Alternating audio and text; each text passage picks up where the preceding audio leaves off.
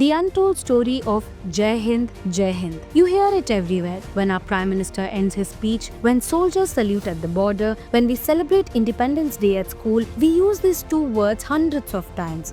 But here's the shocking truth. Most people think Subhas Chandra Bose gave us the slogan. But the truth, we don't know the real hero. Ask anyone around you, most will confidently say Netaji Bose created Jai Hind. But they are wrong. Though widely associated with Subhas Chandra Bose, this iconic slogan was first coined by a revolutionary whose largely forgotten legacy shaped India's freedom struggle on the global stage. Meet Chempakaraman Pillai, born September 15, 1891 in Trivandrum. His fight against British rule began when he was just a school student. He was deeply influenced by Lokmanya Bal Gangadhar Tilak's writings in the Marathi newspaper Kesari. But here's what transformed this young boy into a revolutionary. When Tilak was arrested and sentenced to 6 years imprisonment in Burma for sedition, Pillai was shocked.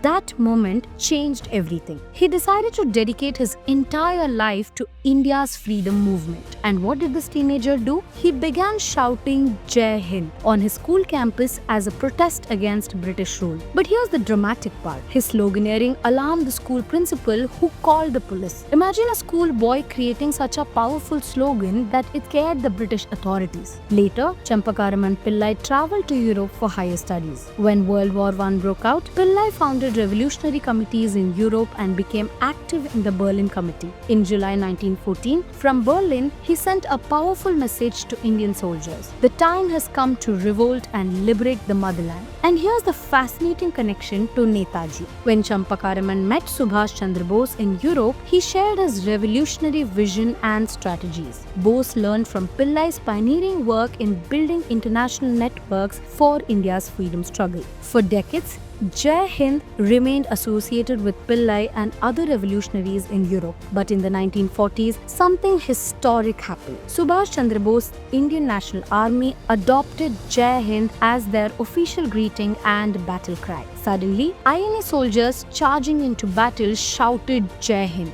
This war cry shook the British Empire. They realized this wasn't just a slogan, it was the voice of a unified nation. After independence, the magic continued. Nehru started ending his speeches with Jai Hind. Indira Gandhi made it her signature, shouting it 3 times, Jai Hind, Jai Hind, Jai Hind.